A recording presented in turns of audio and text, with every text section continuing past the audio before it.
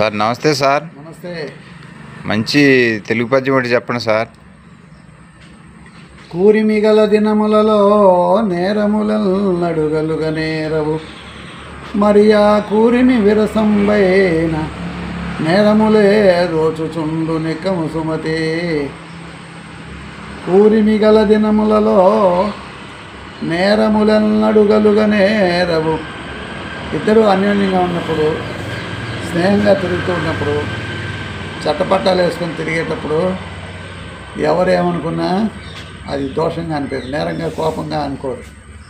వాళ్ళు ఒకరు తిట్టుకుంటారు, ఏమేమి చేసుకుంటారు, ఒకరు వస్తువులు ఒకరు తినేస్తారు, పాడు చేస్తారు. స్నేహంగా ఉన్నప్పుడు అన్నాళ్ళు అవన్నీ తప్పులుగా కనపడవు సమాజంలో. వాళ్ళు ఇష్టంగానే పోతారు. తింటే తిన్నాళ్ళే అంటారు, చూస్తే చూసినాళ్ళే అంటారు, అట్లా వస్తే వచ్చినాళ్ళే అని అన్నీ సర్దుబాటు గుణాలే ఉంటాయి. అన్నీ పాజిటివ్గానే ఆలోచిస్తారు కూరిమి గల దినములు. మరి ఆ కూరిమి విరసం పైన ఆ స్నేహమే చెడైందనుకో, అప్పుడు అన్నీ తప్పులే ఉంటాయి. వాడు నేను చూస్తూ ఉన్నాడంటే స్నేహంగా ఉన్నప్పుడు చూస్తే చూస్తున్నాడు, ఏమైంది మా ఫ్రెండ్ నన్ను చూస్తాడు నీకేంటి అంటారు. అదే స్నేహం చెడిపోయిందనుకో, ఆ వెధవ నన్ను ఎందుకు చూడాలి అంటారు. కాలు తగిలితే తగిలిందిలే అంటారు స్నేహంగా ఉన్నప్పుడు. అదే స్నేహం చెడిందనుకో, కాలు తగలకపోయినా కళ్ళు కనపడలేదా అంటారు. దగ్గరలో కాలు తగలబోయేనట్టుగా నడిస్తే కళ్ళు ఎంత తేడా ఉంటుంది చూడండి. మనసు ఒప్పి ప్రవర్తించేదానికి, మనసు ఒప్పందానికి. అందుకే తెలుగులో సామెత ఉంటుంది, ఇష్టం లేని మొగుడట ఎంత బాగున్నా కోతిలాగే ఉంటాడట. కాబట్టి ఇష్టం అనేది, స్నేహం అనేది ఉంటే అన్నీ బాగానే ఉంటాయి. మరి అందుకే అన్నారు, మంచివాళ్ళ స్నేహం అలుక జల అక్షరము, చెలిమి శిలాక్షరము, సుజనులైన వారికి. మంచి వాళ్ళకి స్నేహం నీళ్ళల్లో అక్షరాలలాగా ఉంటాయట. నీళ్ళల్లో అక్షరం రాస్తే ఎంతసేపు ఉంటుంది? ఒక క్షణం కూడా ఉండదు. అదే రాతి మీద అక్షరాలు చెక్తే ఇక జీవితాంతం, అది యుగాంతరాల వరకు ఉంటుంది. అంటే మంచి వాళ్ళ స్నేహం అట్టుంటుందట. అలుక జలాక్షరం, అలుక అంటే విరోధం నీళ్ళ మీద అక్షరం. కూరిమి శిలాక్షరము, చెలిమి శిలాక్షరము. అంటే స్నేహం శిలాక్షరాలాగా ఉంటాయి ఎప్పుడు. ఏది మంచి వాళ్ళకి.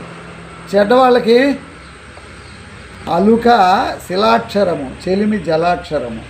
చెడ్డవాళ్ళకి స్నేహం అవసరమైనప్పుడు ఆ క్షణం, ఆ రోజు, ఆ ఒకరోజు కాదు. అప్పుడు మాత్రం బాగా అతుక్కుపోయినట్టు ఉంటారు ఒకరికొకరు. తర్వాత పనులు అయిపోతే మళ్ళీ ఒకరికొకరు భేదాలు వచ్చేస్తాయి. వాళ్ళ స్నేహం తాత్కాలికం, విరోధం శాశ్వతం. ఇది చెడ్డవాళ్ళకి. మంచి వాళ్ళకి మాత్రం విరోధం శాశ్వతం, శిలాక్షరాల్లాగా ఉంటుంది.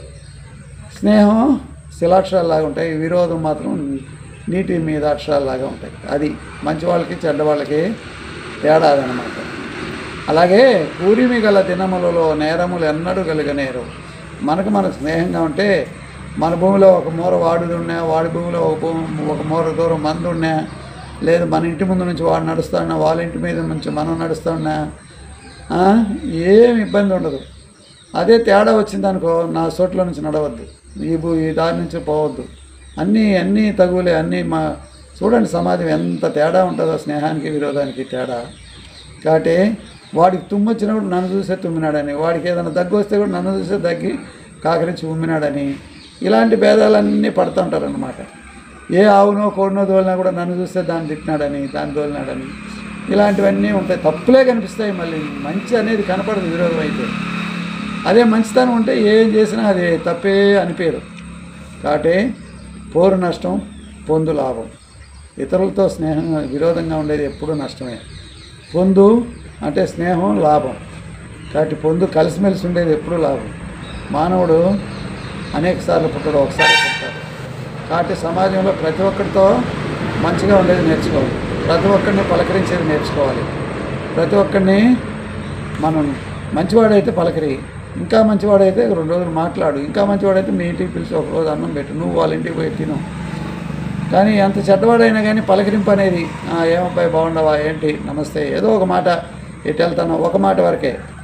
చెడ్డవాళ్ళతో అంతంత మాత్రమే స్నేహం చేయాలి, ఎక్కువ పూసుకోకూడదు, రాసుకోకూడదు. కానీ విరోధం అనేది ఎవరితో ఉండకూడదు అనేది నా సిద్ధాంతం. కాబట్టి మంచి వాళ్ళైతే స్నేహం బలపరచుకో, శాశ్వతంగా ఉండు. అట్టని చెడ్డలతో విరోధం పెట్టుకోవద్దు, వాళ్ళతో కూడా మంచిగానే ఉంటుంది. అది లోకం తీరు. మన పనులు కావాలంటే మనం ప్రతి ఒక్కరితో ఎప్పుడో ఏదో ఒక అవసరం ఉంటుంది. ఎవరితోనూ విరోధం వద్దు, ఎవరితోనూ తగవద్దు. వైరుధ్యం, ద్వేషం, ఇలాంటి పగ ఇవి ఎవరితోనూ మంచిది కాదు. మన జీవితానికి అవి నాశనానికే కానీ మంచిగా దారిది. కాబట్టి అందరితో మంచిగా ఉండేది నేర్చుకోండి. మంచిగా ఉంటే నువ్వు ఏమైనా తప్పు చేసినా, నీ డబ్బులు ఒక 100 రూపాయలు ఖర్చు పెట్టేసినా నువ్వు వాడేమనడు. మంచిగా ఉంటే నా ఫ్రెండే తింటే తిన్నాళ్ళే అంటారు. కాబట్టి మంచిగా ఉండేది నేర్చుకోవాలి. సమాజంలో అందరితో కలిసిమెలిసి ఉండేది నేర్చుకోవాలి. అది అబ్బాయి. కాబట్టి అందరూ కూడా దీన్ని చూసి ఎవరితోనూ విరోధం లేకుండా అందరితో మంచిగా ఉంటారని మనం కోరుకున్నాం.